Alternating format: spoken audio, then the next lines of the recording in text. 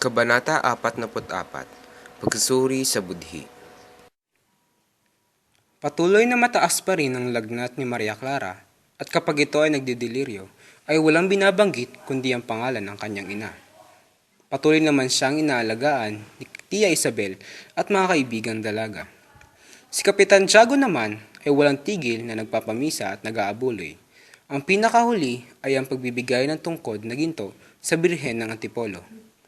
Makalipas ang ilang araw, kasabay ng pag-inom ng gamot na nireseta ni Don Tiburcio, ay humupa ang mataas na lagnat ni Maria Clara. Isang hapon, nag-uusap habang nagmimerienda sa komedro ang kura, si Kapitan Tiago at ang pamilya ni Don Nia Victorina. Dinaramdam ko ring labis at si Padre Damaso ay labis din nagdaramdam. At ayon sa inyong mga sinabi, saan siya lilipat? Sa probinsya ng Tayabas. At labis din magdaramdam si Maria Clara kapag nalaman niya ito. Mahal niya ito tulad ng isang ama. Naniniwala ako, Padre, na ang lahat ng pagkakasakit na ito ay galing sa kanyang pagkabigla noong araw ng pista. Ganon din ang aking paniniwala. At mabuti ang inyong ginawa na hindi payagan si Senyor Ibarra na makausap siya. Baka lalang grumabi ang kanyang kondisyon. At kung hindi dahil sa amin ay sana nasa langit na ang dalaga. Naniniwala ko na ang pangungumbisal ang magpapagaling sa kanya. Mas mahalaga ang isang malinis na konsensya kaysa ang maraming medisina. Hindi ko itinatanggi na ang kapangyarihan ng sensya, pero mas importante pa rin ang malinis na konsensya. Basahin niyo sa banal na libro ang napakaraming panggagaling na nangyari dahil lamang sa pangungumpisal.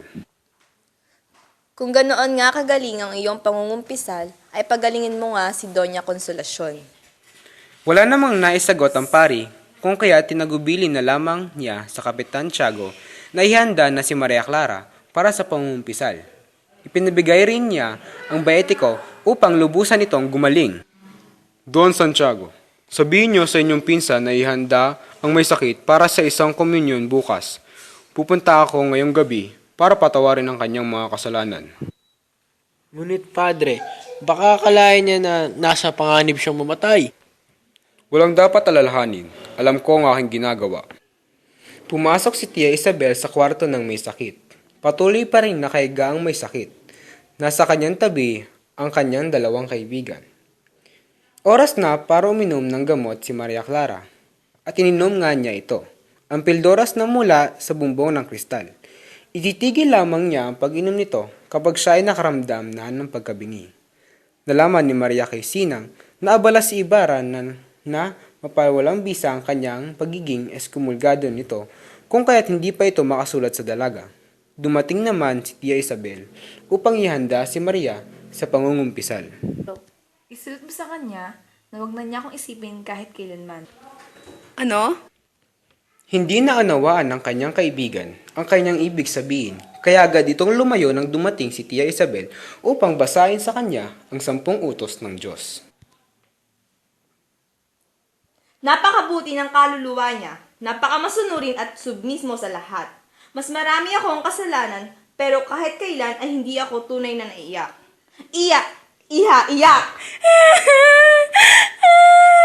Mas agad kang papatawarin ng Diyos kapag mas marami ang iyong pag-iyak. Pinagpatuloy ni Tia Isabel ang pagbabasa, pero wala na siyang gana dahil tumigil na ang pag-iyak. At nagsindi ng isang malaking kandila para sa Birhen ng Antipolo at dalawang mas malaki para sa Nuestra Señor del Rosario at Nitra Serra del.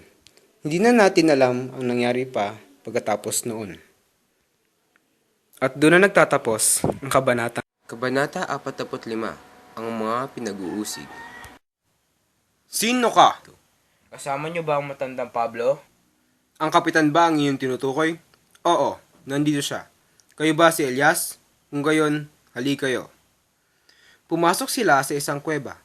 Nandoon ang 12 o 15 mga armadong individual. Marumi ang mga mukha at nakasuot ng nakakatakot na damit. Isang matandang may malungkot na mukha ang makikita. May benda ang kanyang ulo at namamantsahan ng dugo ang telang iyon. Ikaw ba iyan? Bakit naman sa ganyang kondisyon ko kayo nabutan? Oo. May 6 na buwan nang nakakaraan nang patuloyin kita sa aking tahanan, at ako ang naawa sa iyo noon. Ngayon naman ay baliktad na ang sitwasyon. Ngunit, nais kong malaman kung papaano ka nakarating dito. May 15 araw na nang malaman ang nangyari sa inyo. Agad akong lumakad at pinaghahanap kayo.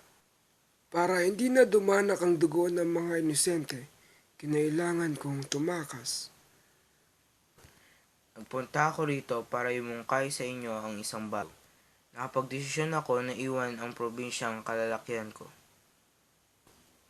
para lumikas sa norte at manirahan kasama ang mga tribong malaya. Ikaw. Gusto ba ninyong iwanan ang buhay na simulan ninyo at sumama sa akin? Itinuroy niyo ako bilang anak, at dahil wala na akong pamilya, kayo naman ay tutuloy ko bilang ama. 3 ang aking anak, 1 babae at 2 lalaki. Pinagsamantalahan ng isang alagad ng simbahan ng aking anak na dalaga. Ang isa kong anak na lalaki ay nag-imbestiga sa nangyari, kung kaya't nagpunta ito ng kumbento. Tila nagkaroon naman ng di umanong nakawan sa kumbento, kung kaya't pinagbintangan ng aking anak na lalaki.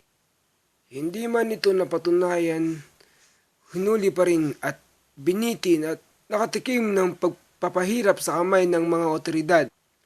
Noon ay mas nanaig ang aking kaduwagan at pagnanais sa mapayapang buhay. Ang kura naman ay hindi man lang naparusahan kundi inilipat lamang ng panibagong lugar. Ang isa ko namang anak na lalaki ay pinaghinalaang maghihiganti. Sa kasamang palad, may isang pagkakataon na hindi nito nadala ang kanyang sedula, kung kaya't hinuli ito ng mga sibil. Pinahirapan din nito at nang hindi na makayanan ay kinitil nito ang sariling buhay. Nirerespeto ko ang inyong pasakit at nauunawaan ko ang inyong paghihiganti. Ako rin ay tulad nyo at gayon paman dahil sa nakatakot na masugatit at sa mensaheng inosente. Pinilit kong kalimutan ang aking kasawi. Pero tignan nyo, sa sandali kayo ay maghihiganti. Maghahangad din ang paghihiganti ang inyong kaaway. Hindi laban sa inyong kundi laban sa mga tao na kadalasang nasisisi. Bayaan mo silang ipagtanggol ang kanilang sarili. Senyor, alam niyong imposible yan.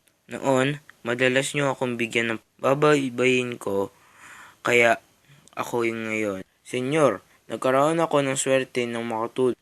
Ako sa isang bata ay may mayamang binata na may mabuti at marangal.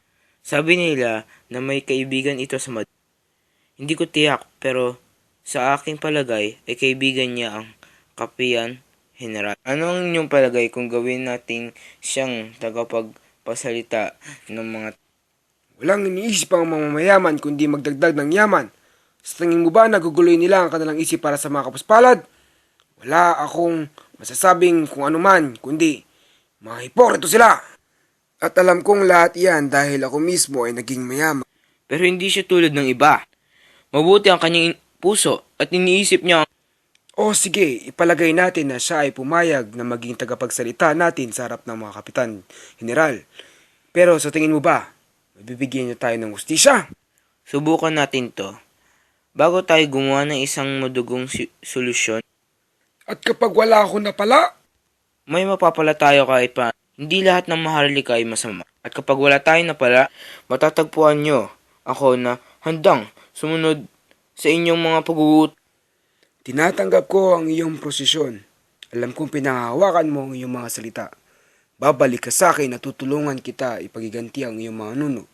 At tutulungan mo akong ipagiganti ang aking mga anak. Samantala, iwasan nyo si Senyora ang lahat ng baliyenteng. Ipaliwanag mo sa kanya ang mga hinaing ng tao. Kailangan kong malaman ang sagot.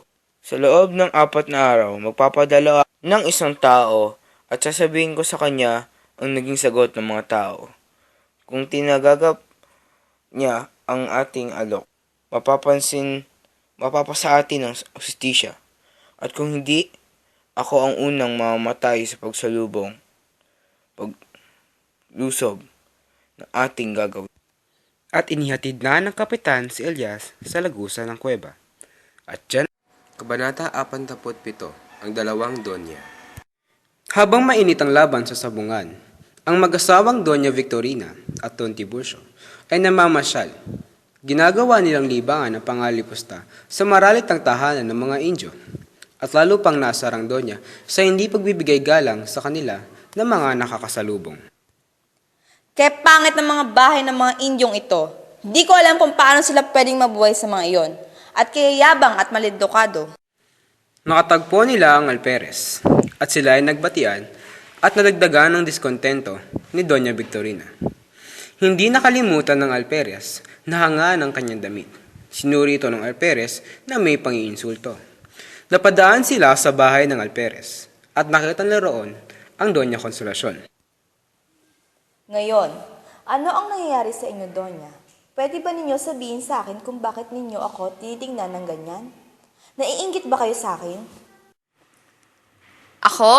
Nainggit sa'yo? Oo nga, nainggit ako sa iyong kulot na buhok. Tara na, babae, at huwag mo na siyang intindihin. Bayaan mong turuan ko ito ng magandang asal, ang walang hiyang babaeng ito. Kilalanin ninyo ang inyong kausap. Huwag ninyong ibilang na ako'y taga-lalawigan. Sa aming bahay sa Manila ay hindi nakakapasok ang mga alperes. Sukat na sila'y mag-antay sa pinto. Aba, napaka-ekselente, Senyora Puput. Hindi nakakapasok ang mga alperes. Ang nakakapasok ay ang mga invalidos. Tulad niyan. Ha, ha, ha, ha. Hoy, Doña Consolacion! Ako'y nagkukutayang makipag-usap sa inyo, ang mga taong mararangal. Gusto niyo bang labahan ng damit ko? Kayo'y babayaran ko ng mahal. Para namang hindi ko alam na kayo isang labandera. Iniisip ba ninyo na hindi ko alam kung sino kayo at kung sino ang iyong kasama? O ano, nasabi na yata yan ng aking asawa. Kahit pa paano ay isang lalaki lamang ang nagmamayari sa akin. Pero kayo, Bumaba ka dito. Gusto kong durugin ang maruming bibig na iyan. Nagmamakaawang namagitan si Don Tiburcio. Pero nagkasalpukan na sana ang dalawang babae kung hindi sana dumating agad ang alperes. Turuan mo mabuti ang iyong asawa. Ibili mo ng magandang damit at kung wala kang pera, magnakaw kayo sa bayan. Senyora, pasalamat kayo ay di ko pa nalilimutan na babae kayo, kundi ay pinagdudurog ko na kayo sa Nagkapalitan ng mga masasamang salita ang dalawang panig. Nakabantay ang mga tao. Hinihintay kung magkakaroon ng suntukan, ngunit hindi ito natuloy sa pagdating ng kura. Mga senyor, senyora, anong kahihiyan? Senyor Alferez, bakit ka nang hihimasok dito? Hipokrito! Don Tiburcio, ilayo ninyo ang inyong asawa. Senyora, tumahimik kayo. Unti-unting naubos ang mga diskusyonaryo ng mga nakakainsultong salita at sa wakas ay naghiwalay na rin ang mga nag-aaway. Ngayon din ay luluwas tayo sa Manila at haharap sa Kapitan General, pagkat ikaw ay hindi isang lalaki. Sayang ang pantalon mong sinusuot. Ngunit ako'y isang pilay. Dapat mo siyang hamunin ng revolver o sable. Kung hindi, Maya-maya ay nakarating sa bahay ni Kapitan Tiago ang mag-asawa. Nadatnan nila si Linares nakausap si Maria Clara at ang mga kaibigan nito. Napagbalingan ni Donya ang binatang si Linares at inutusan nito na hamunin ng alperes at kung hindi, ay sabihin nito sa lahat ang tunay niyang pagkatao. pinsan, hamunin mo ngayon din ang alperes ng duelo. Bakit? Basta, hamunin mo siya sa isang paglalaban ngayon din. At kung hindi ay ipagtatapat ko sa lahat dito kung sino ka. Ngunit, Doña Victorina, Akalain mo, tayo hinahamak ng alperes at ipinahayag kung sino ka. At itong si Tiburcio, pinabayaang siya'y maalipusta. Parang di lalaki? Ngayon din ay luluwas kami ng Maynila. Ikaw, Linares, ay maiiwan upang hamunin mo sa pagkikipaglaban ng alperes. Kapag hindi mo ito nagawa, ipagtatapat ko kay Don Santiago na kasinungalingan ang lahat ng mga pinagsasabi mo sa kanya. ngunit Doña Victorina, maghunos dili kayo. Huwag ninyong ipaalala sa akin yan. Habang nangyayari ito, dumating naman si Kapitan Tiago mula sa sabungan. Balungkot at punong-puno ng buntong hininga.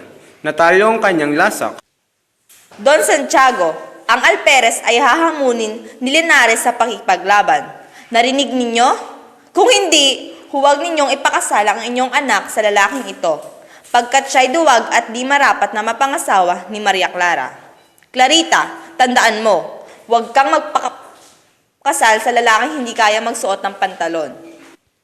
Dalhin ninyo ako sa kwarto dahil hindi ko pa kayang maglakad ng mag-isa.